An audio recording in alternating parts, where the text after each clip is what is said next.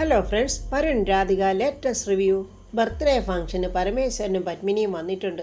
പത്മിനി വരുണോട് പറയും, എടാ ഇത് നമ്മുടെ സദ്യയല്ലേ, അപ്പം ഞാൻ കൂടെ വിളമ്പണം.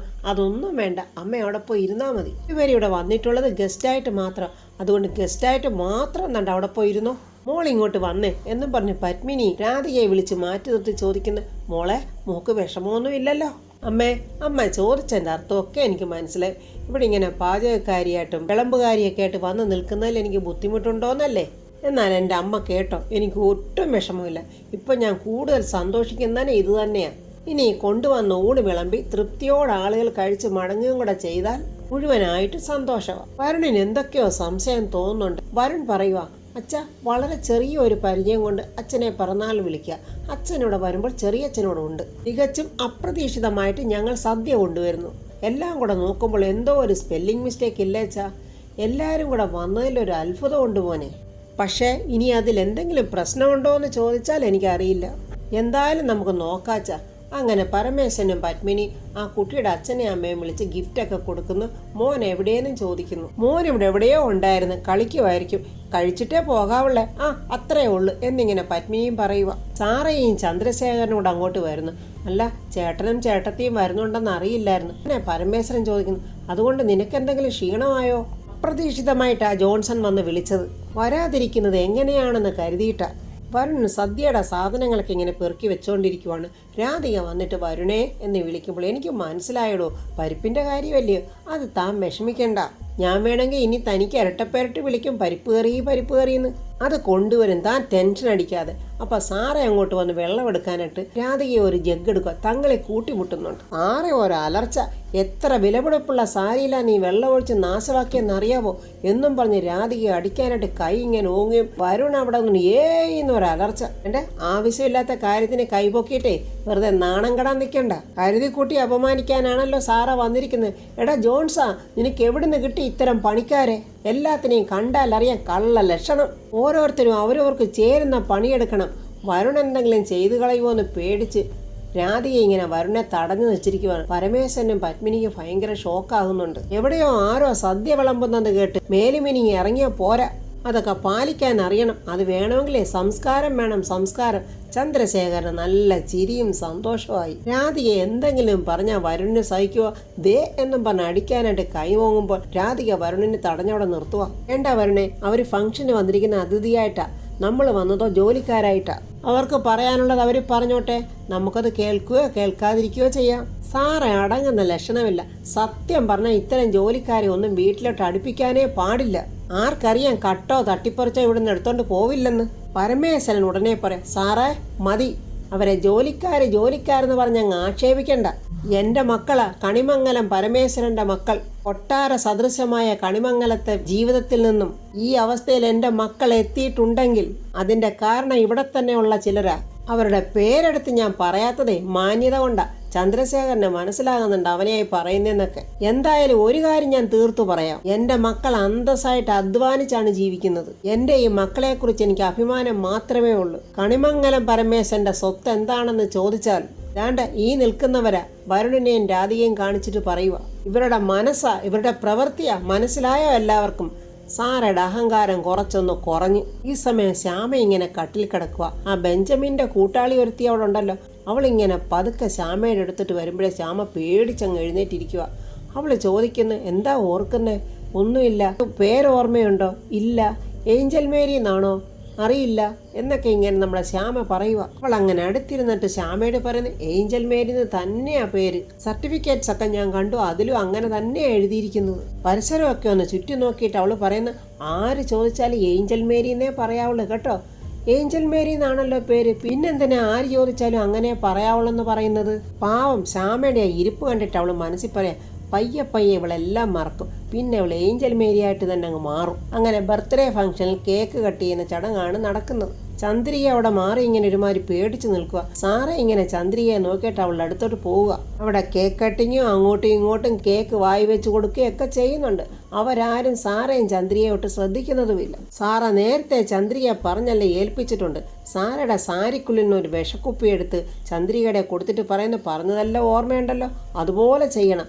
അങ്ങനെ പേടിച്ച് വിറച്ച് ചന്ദ്രിക അതും കൊണ്ട് പോവുക. സാറ വന്ന് ചന്ദ്രശേഖരനോട് പറയുന്നു, ഒരു കാരണവശാലും നമ്മൾ രണ്ടുപേരും ഭക്ഷണം കഴിക്കരുത്. അതെന്താ സാറേ? ജോൺസനെ കൊണ്ട് പരമേശ്വരനെയും ഭാര്യയും ക്ഷണിപ്പിച്ചത് എന്തിനാണെന്ന് മനസ്സിലായില്ലേ? കുറെ പേർ ഒരുമിച്ച് ചാകുന്ന കൂട്ടത്തിൽ അവരും ഉണ്ടായിക്കോട്ടെ, അങ്ങനെ ശല്യം അങ്ങ് ഒഴിയുമല്ലോ.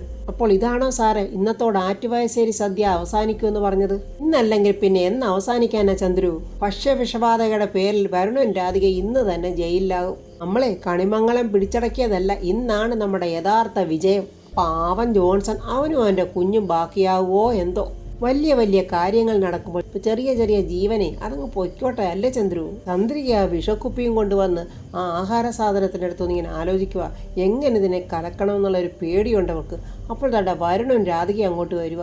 രാധികയെ കണ്ടിട്ട് അവൾ പെട്ടെന്ന് ആ വിഷക്കുപ്പി അങ്ങ് മറയ്ക്കുന്നുണ്ട്. ചന്ദ്രിക പെട്ടെന്ന് പിള്ളേരൊക്കെ ഓടിക്കളിക്കുന്നതല്ലേ, പൊടിയോ മറ്റോ വീണാലോ അത് നോക്കുമായിരുന്നു. രാധിക വരുണോട് പറയാം, ഇത്രയും ആത്മാർത്ഥമുള്ള ഒരാളെ കിട്ടിയത് തന്നെ നമ്മുടെ ഭാഗ്യമല്ലേ. അപ്പോൾ ഒരാൾ വന്ന് വരുണോട് പറയുന്ന പുറത്താരോ കാണാൻ വന്നിരിക്കുന്നു. അങ്ങനെ വരുണും രാധികയും പുറത്തോട്ട് പോവുക. കൈ നിറയെ പൈസ കിട്ടുമല്ലോ എന്നുള്ള വിചാരത്തില് ആ മഹാഭാവി ചന്ദ്രിക ആ ആഹാര സാധനത്തിലൊക്കെ വിഷം കലർത്തുവാണ്. ആറ്റുവാശ്ശേരിന്ന് പരിപ്പ് കറി കൊടുത്തു വിട്ടിട്ടുണ്ട്. വരുൺ മുത്തശ്ശിയെ വിളിച്ച് ചോദിക്കുന്നുണ്ട്, ഇത് വിളമ്പാറായിട്ടില്ലല്ലോ എന്നൊക്കെ ഇങ്ങനെ നമ്മുടെ ജയഭാരതി മുത്തശ്ശിയും ചോദിക്കുന്നുണ്ട്. വിളമ്പാറായിട്ടില്ല മുത്തശ്ശി, ഇനി ഒരുപാട് സമയമുണ്ട്. രാധിക മോളെ ടെൻഷനായോ? ഞാൻ നമ്മുടെ ഫോൺ രാധികയ്ക്ക് കൊടുക്കാം. മോളെ, നിനക്ക് ദോഷം ഒന്നും വരില്ല. നിന്റെ ആറ്റുവാശ്ശേരി സദ്യയുടെ ക്വാളിറ്റി എല്ലാം ഉണ്ടാകും. സന്തോഷമായി മുത്തശ്ശി, സദ്യ കഴിഞ്ഞാൽ ഉടനെ ഞങ്ങൾ അങ്ങോട്ട് വിളിച്ചോളാം. അപ്പോൾ വരുൺ, സദ്യക്കുള്ള ഒരുക്കങ്ങളെല്ലാം പൂർത്തിയായി ഇല്ലേ എന്നും പറഞ്ഞ ഒരു വലിയ സന്തോഷത്തോടെ ആ പരിപ്പ് കറി കൊണ്ടുപോയി വെക്കുവാണ്. രാധിക പെട്ടെന്ന് ചന്ദ്രികയുടെ മോളെയും വിളിച്ചുകൊണ്ട് വരിക. പുറകിന് ചന്ദ്രികയുണ്ട്. എങ്ങോട്ടാ രാധിക അവളെ കൊണ്ടുപോകുന്നു? ഇങ്ങോട്ട് വാ എന്നും പറഞ്ഞ് കൊണ്ടുവരുവാണ്. ആ അമ്മയുടെയും മകളുടെയും കണ്ണ് തെള്ളിപ്പോയി. ഹാപ്പി ബർത്ത്ഡേ മേഘ എന്നെഴുതിയ ഒരു കേക്കാണ്. ആ കുട്ടിയുടെയും ബർത്ത്ഡേ ഇന്നാണല്ലോ. അത് ചന്ദ്രികയോട് പറയുന്നതൊക്കെ രാധിക കേട്ടിരുന്നല്ലോ. അപ്പോൾ സസ്പെൻസായിട്ട് രാധിക ആ കുഞ്ഞിനൊരു കേക്കൊക്കെ മേടിച്ചതാണ്. മേഘയ്ക്ക് ഇപ്പോഴും മനസ്സിലായില്ല, ആ കുട്ടിക്ക് 2 കേക്ക് മുറിക്കുമോ? അതെന്താ മോളെ, അതിലെഴുതിയിരിക്കുന്ന പേരാരുടെയാണെന്ന് മോളെന്ന് വായിച്ചേ. ഹാപ്പി ബർത്ത്ഡേ മേഘ. അയ്യോ, എനിക്കായിരുന്നോ? അയ്യോ രാധികെ എന്നിങ്ങനെ ചന്ദ്രിയെ വിളിക്കുക. അപ്പോൾ വരുൺ പറയാ, നേരത്തെ ബർത്ത്ഡേയെ കുറിച്ച് മോള് പറയുന്നതേ രാധിക കേട്ടിരുന്നു. അപ്പോഴേ രാധിക പ്ലാൻ ചെയ്തിരുന്നതാ ഒരു കുഞ്ഞ് സർപ്രൈസ്. ചേച്ചി മോളുടെ കൈ പിടിച്ച് കേക്കൊന്ന് മുറിച്ച്. രാധിക പറയാ, മേഘമോളെ, നമുക്ക് ഈ കൊച്ചു സന്തോഷം പോരെ. അയ്യോ, ഇത് കൊച്ചു സന്തോഷമല്ല, എനിക്ക് ഒരുപാട് സന്തോഷമായി.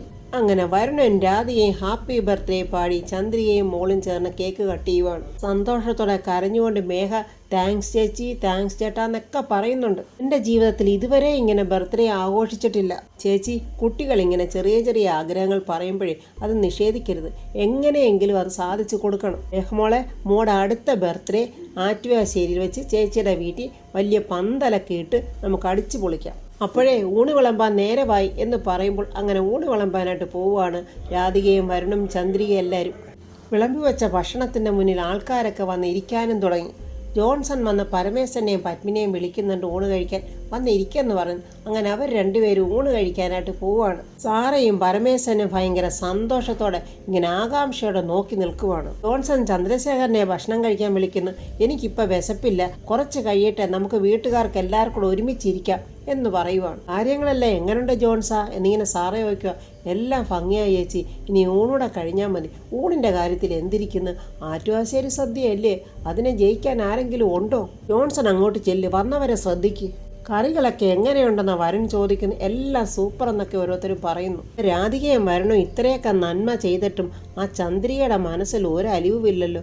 ഒരു ഉളുപ്പില്ലാതെ അവൾ അവിടെ മോളുവാട്ട് എങ്ങനെ നിൽക്കുക. സാറേ അവളെ കണ്ണു കാണിക്കുന്നുണ്ട്, എല്ലാം ചെയ്തിട്ടുണ്ടെന്ന് അവളും കണ്ണു കാണിക്കുന്നുണ്ട്. രാധിക വന്നിട്ട് പരമേശ്വരനോടും പത്മിനിയോടും ചോദിക്കുന്നു, അച്ഛാ ആഹാരത്തെക്കുറിച്ച് മറ്റുള്ളവരോട് എങ്ങനെയാണ് ചോദിക്കുന്നത്? അച്ഛൻ പറ, ഇത് ആറ്റുവാശ്ശേരി സദ്യ എന്നല്ല മോളെ പറയേണ്ടത്, ആറ്റുവാശ്ശേരി മാഹാത്മ്യം. അതിഗംഭീരമാണ് മോളെ, മോള് ധൈര്യമായിട്ടിരുന്നു. വരണേ, അച്ഛനും അമ്മയും നല്ല ഗംഭീര അഭിപ്രായമാണ് സദ്യയെക്കുറിച്ച് പറഞ്ഞിരിക്കുന്നത്. അത് പിന്നെ അങ്ങനല്ലേ രാധികയെ, സ്വന്തം മരുമകളുണ്ടാക്കിയ സദ്യയെക്കുറിച്ച് ആരെങ്കിലും കുറ്റം പറയുമോ? എല്ലാവരും നന്നായിട്ടുണ്ടെന്നേ ഇവിടുത്തുള്ളവരുടെ അഭിപ്രായം പറയട്ടെ, അപ്പം നമുക്ക് നോക്കാം. എന്നാലേ വരുൺ, ഞാൻ പായസം വിളമ്പട്ടെ, ആർക്കെങ്കിലും കറി വേണമെന്ന് നോക്കണേ. അപ്പോൾ പായസത്തിലാണ് അവൾ പോയിസൺ കലക്കിയിരിക്കുന്നത്. രാധിക കുറേ ഗ്ലാസ്സുകളൊക്കെ നിരത്തി വെച്ച് അതിലോട്ടിങ്ങനെ പായസം ഒഴിക്കുവാണ്. ചന്ദ്രിക ഇതൊക്കെ നോക്കി നിന്ന് വിറയ്ക്കുന്നുണ്ട്. സാറയും ചന്ദ്രശേഖരനും അത് നോക്കുവാണ്. ആ പായസം ഒഴിക്കുന്ന നോക്കി അവരിങ്ങനെ സന്തോഷത്തോടെ നിൽക്കുവാണ്. ഇപ്പോൾ ഈ കഴിക്കുന്നവരുടെയൊക്കെ കാര്യത്തിലൊരു തീരുമാനം ആകുമല്ലോ. ചന്ദ്രിക ആകെ ഇങ്ങനെ വെപ്രാളം പിടിച്ച് വിറയ്ക്കുവാണ്. എന്താണ് ഇനി നടക്കാൻ പോകുന്നത്, ഒരു പക്ഷേ പിടിക്കപ്പെടുമോ എന്നുള്ള ഒരു ഭയത്തിലാണ് ചന്ദ്രിക ഇങ്ങനെ നിൽക്കുന്നത്. അപ്പോൾ ഫ്രണ്ട്സ്, ചന്ദ്രിക ഈ പായസം കൊടുക്കുന്ന കാണുമ്പോൾ ചന്ദ്രികയുടെ മനസാക്ഷി കുത്തുമോ? അവളുടെ മകൾക്ക് വേണ്ടി ബർത്ത്ഡേ ഫംഗ്ഷൻ എല്ലാം ഈ രാധികയാണല്ലോ ചെയ്തത്. അത് ഓർക്കുമ്പോൾ അവൾക്ക് പശ്ചാത്താപം തോന്നി. ഒരു പക്ഷേ അവൾ ഓടി വന്ന പായസമെല്ലാം തട്ടിക്കളയും. അങ്ങനെ സാറ പറഞ്ഞതനുസരിച്ച് ആ പായസത്തിൽ വിഷം കലർത്തിയിരുന്നു എന്നുള്ള സത്യം ചന്ദ്രിക എല്ലാവരുടെയും മുന്നിൽ വിളിച്ച് പറഞ്ഞേക്കും. അപ്പോഴതിനുശേഷം ഉണ്ടാകുന്ന കാര്യങ്ങളൊക്കെ നമുക്ക് നാളത്തെ റിവ്യൂവിൽ കാണാം. എൻ്റെ ഈ റിവ്യൂ ഇഷ്ടപ്പെട്ടാൽ ലൈക്കും കമൻസും സബ്സ്ക്രൈബ് ചെയ്യാത്തവർ സബ്സ്ക്രൈബ് ചെയ്യണേ.